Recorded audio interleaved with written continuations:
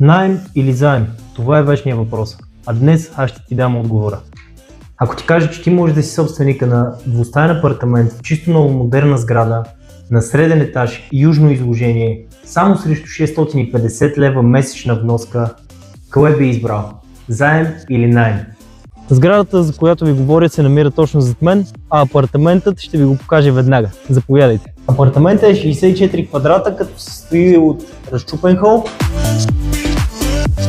входно антре за всичките ви обувки и палта, голяма и функционална баня с тоалетна и 15 квадрата спалня, за да са уютни всичките ви вечери.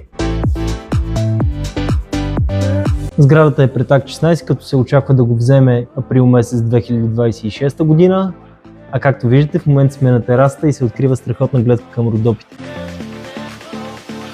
Такива оферти не се задържат дълго на пазара, така че побързай и ми се убеди.